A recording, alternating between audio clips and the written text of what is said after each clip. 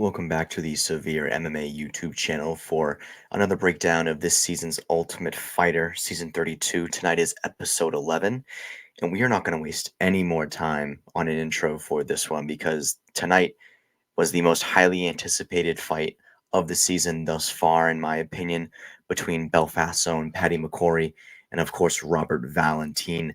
The two were thick as thieves throughout the season. They were clearly the two friendliest in the house with each other. They came from the same team as well, Team Grasso. Unfortunately, due to the format of the tournament, this sort of thing kind of happens often in the Ultimate Fighter where teammates have to fight each other before the finals actually happen. These two guys came into the season and they said, I want to be able to fight that guy in the finals. Unfortunately, they're going to get it around early here, but for our viewing pleasure, I was amped for this fight. It was the first time that I sat down for the season, The Ultimate Fighter, and was genuinely almost giddy with excitement. Also helps too when you're coming off of the adrenaline from a great episode of the Contender Series, which came back tonight as well. So, yeah, a lot of fights if you are looking for more to watch are on tap here from the UFC. So, we're going to start this episode off talking about Nate Fletcher. Nate Fletcher actually became quite the character in this episode. He had a lot of different appearances, although he wasn't fighting, obviously. We learn here that he actually has had a nagging pain in his lower leg since his most recent loss in the tournament. They even show us a replay of a low calf kick very early in the fight that clearly does it. And he says as much as well that he knew that it was done there, but they don't know exactly what the injury was. So they start to do some palpating. They're sort of talking about where the pain is in the leg. He says he feels it right on the fibula. They do an X-ray, and he has a full break on the X-ray. He has fully broken his fibula. They call it a fracture, but it's a complete break. The fibula is a non-weight bearing bone. He did completely break that bone, and he's just been training on it ever since. He even says that his teammates have been sort of joking with him that when it's time to train, Nate all of a sudden gets this limp and doesn't want to do it. But no, he's really been in some pain. And like he says as well, maybe he's just too tough for his own good. Side note, I've had this exact injury. I've broken my fibula before. I don't know how you don't know immediately and then like are able to walk around and train on that. I was in a boot on crutches immediately for like about a month, I want to say. Um, it's just like one of those things, like the fibula and the tibia right next to it too. There's such painful bones to break that the fact that this guy not only was he training, he was kicking the bag full bore. Like he wasn't taking any extra rest either. So the doctor kind of looked at him like, I'm surprised you're walking into my office today based on these x-rays. So I guess that's a testament to how tough Nate Fletcher is. This guy's a monster in that sense. But yeah, he is going to have to take it a little bit easy from now on. But yeah, at least he had a more meaningful doctor's visit than Ziggy had in the last one. Although, speaking of which, the commission notifies the UFC during this episode that they're still reviewing to see whether or not he'll be able to go forward. He has a small fracture in his jaw. The verbiage that they used is that there's a 97% chance he'll be able to compete. But because of that 3%, they're going to want some alternates to be available. So Edwin Cooper and Guillermo Torres will both be able to weigh in. So that's one representative from each team. But after they weigh in, if the Nevada State Athletic Commission determines that Ziggy cannot fight, then they will decide between Cooper and Torres who will fight him. I thought that was kind of interesting that, like, they want two alternates, but they're going to just pick one of them. Kind of interesting that that's the way that they're going to go about it, but who knows? And then we immediately cut to, of course, Edwin Cooper walking into a locker room at the UFC Apex. Shevchenko follows him right behind and says, hey, noticed that you missed practice this morning. What's going on with all of that? And he says, oh, I just wanted to rest, blah, blah, blah. And that's when she drops the news on him, like, hey, you might want to be able to get ready here because there's a chance you're going to be fighting actually going forward in this tournament. So bit of a cool moment there to see him realize the opportunity he has in front of him, especially as a guy who's already lost on the season. I feel like some of these guys kind of just like get stuck in the house and they feel like, oh, I've lost. I kind of want to get out of here. Like they're not as engaged. So it was good to see Edwin sort of get the opportunity to become re-engaged in the tournament. And who knows, maybe based on the way that this season has gone, I could see anything happening. It's a very big possibility that either him or Guillermo will have to step up for that next fight. We really don't do too much between now and the outing, but I will slightly mention here that McCory basically is talking about his game plan against Robert. He wants to be able to use his jab and his feints to open him up. Really hoping for an early knockout, but he's not underestimating Robert by any stretch of the means. It feels like both of these guys sort of had the understanding that they both go for the finish. So although they are both extremely talented guys, this more likely than not was not going to be a decision. So they had to prepare accordingly. Alexa also mentions how hard it is to navigate that dynamic as the coach. She's obviously coaching both of those guys throughout the whole season. Now, all of a sudden, her assignment is to help both of them get to the fight. She's not going to corner either of them, obviously. So her sort of role and the way she described it was that she has to kind of stay out of the way, but also be there to be able to help them and let the assistant coaches sort of do that job for them. So it's a weird spot for her to be in, but she definitely does want to help both the guys. So yeah, that it's an interesting thing to sort of have to deal with from her situation. But on to Team Grasso, they go to an outing at Top Golf, which if you're not an American listener, you might not understand what that is. It's like a driving range for golf, but it's like arcade style. So you have little screens on the side that will show you like the exact trajectory of the ball. There are targets on the actual field, so like you can actually aim for your drive to go to certain spots, and they have little mini games you can like collect points on the side. It's like a really high tech golf driving range, basically. But yeah, they end up going there. Turns out Team Grasso has 0 Americans on it, so a lot of these guys can't golf. Actually, funny enough, Patty McCory is the best golfer on the team.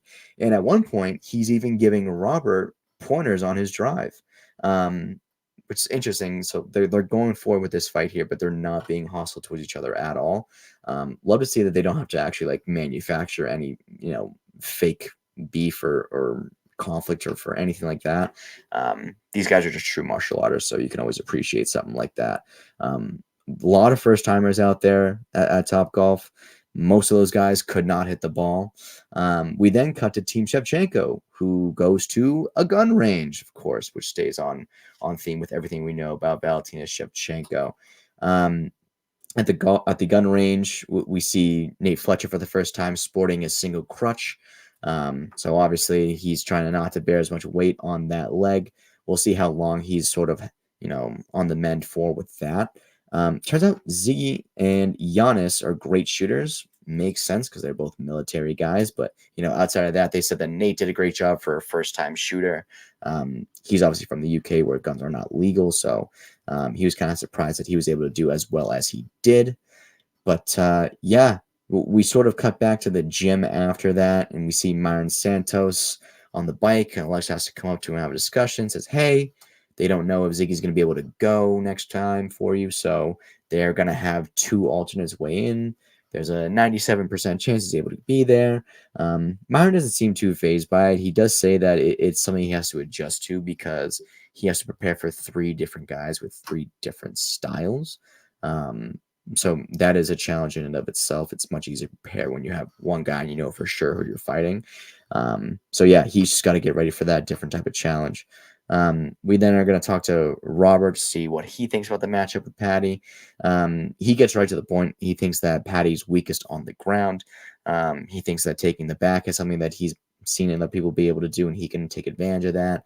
And he also just keeps bringing up his ground and pound and how vicious this is and how Patty's never fought someone with that type of ground and pound, punches, elbows, everything in between.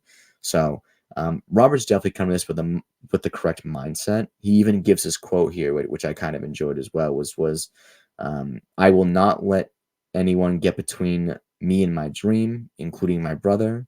When we're in there, he is my enemy. So again, we've mentioned this before. He really does remind us a lot of Yuri Prohaska in the way that he is so brutal and he can just turn on that competitive mindset that he's got to go out there and be extremely aggressive and violent, although he is a gentleman in reality. So yeah, Patty back at the house now. Patty is just playing some pool with Nate.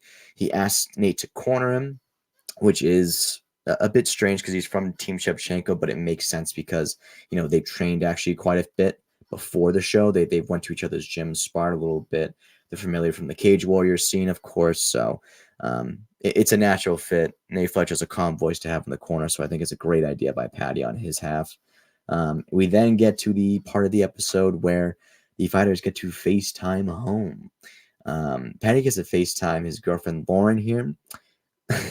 There's a lot of subtitles in this scene. I'm just gonna say it like that. I didn't have a problem interpreting the accents. I think I've listened to enough over these couple years here with Severe that I've gotten pretty good at deciphering some of the things that they say. Um, I would wager that most people watching this episode were very lost without those subtitles on the bottom of the screen. I'll just leave it at that. But yeah, they have a great chat. The dog shows up as well. Always good to see the dog. But yeah, he doesn't really get too emotional, but he just keeps on repeating how much he misses them and he can't wait to see them again. All good stuff there. We then cut to Robert. It's his turn to FaceTime, and he FaceTimes his friend Arvin. And as soon as he walks in and sees his face, Robert just bursts into tears right away. We're almost not used to seeing that type of emotional outpour from Robert. So It's very stark. It stands out in your mind when you see it. Um, Apparently, Arvin is his neighbor. He's a bit older than him. He describes him as a bit of an older brother, but he mentions that he was a guy that always believed in him. Even when he had surgery on his leg, that Arvin was always there for him, always saying that he believed he could achieve all these great things. And so, as soon as Robert walks in, Arvin's just screaming at the TV like he's his biggest hype man ever. They're both crying on FaceTime. It's a great moment. And it just sort of cuts back to, you know, what we talk about every time that we see these guys get to FaceTime their families and their support systems. It's like the people that believe in them the most mean everything to these guys because they're up against the odds every single day when they're competing in the sport, when they're training to get better. Even when they enter a tournament like the Ultimate Fighter, which is so difficult to win and so challenging on the mind and body, um, I would tell you here's just sitting as someone who's observed the sport for an extended period of time now. If you're thinking about getting into this, I would suggest you probably find another path. It's a brutal sport. The pay is not great. The rewards are just not there for you, and it's going to change the way that you live the rest of your life. So all of those things are sort of like building up in a fighter's head all the time. The doubts, the saying, "Why am I even doing this?" You take a bad loss, you have a bad day of training, you sort of go home and you sit with those thoughts. So when you have a guy who's constantly in your corner, almost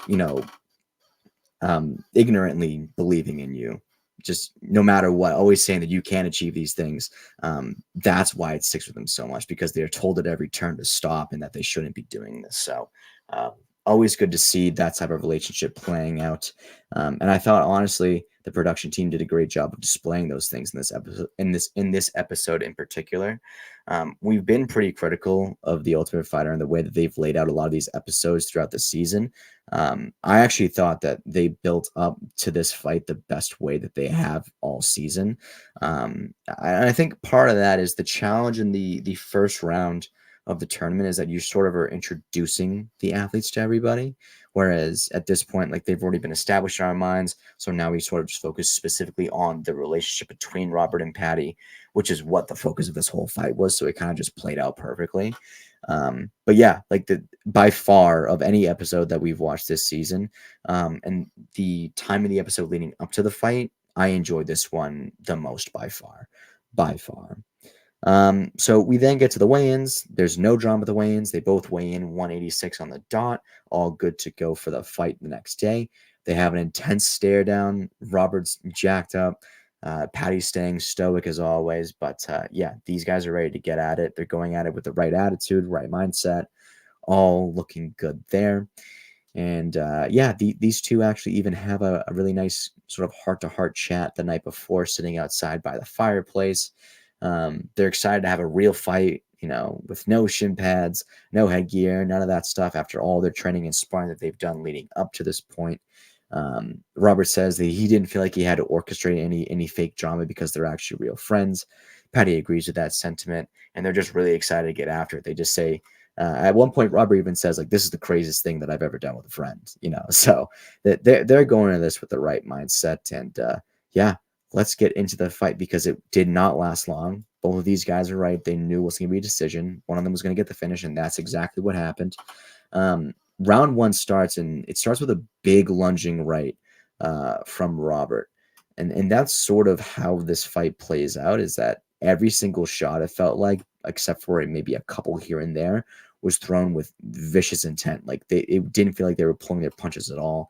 Every shot was intended to be a knockout blow. A couple good low kicks from Patty and a side body kick as well. He's throwing a lot of front kicks as well, both up top and to the body.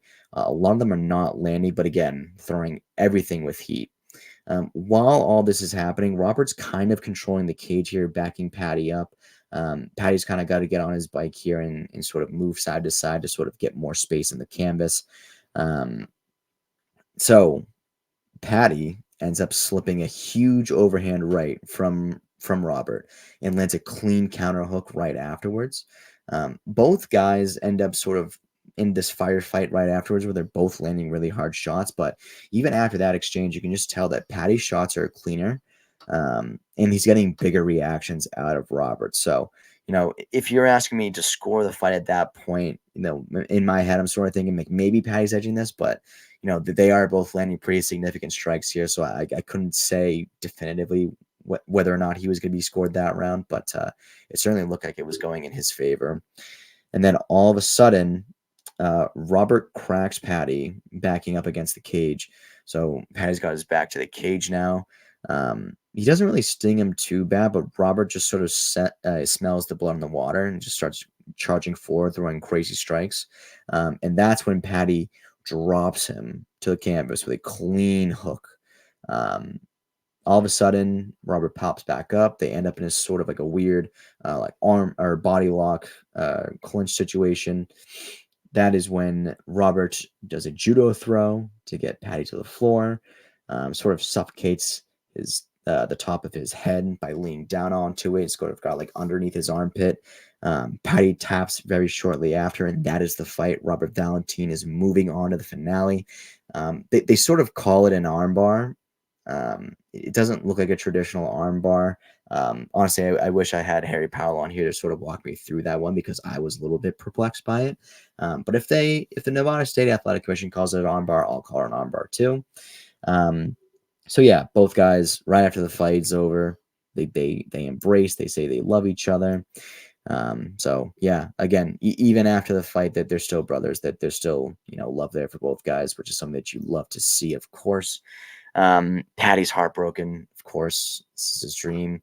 It's not the end for him. He definitely, mentions that he's going to get better from this, but he just keeps saying that it wasn't his time. Really hard stuff to watch, but he honestly took the loss great. Patty looked amazing in this fight too. Like he absolutely had his moments. Robert Valentin is no joke. Everyone in the house sort of had the belief that Robert Valentin's been the best guy on Team Grasso this whole time.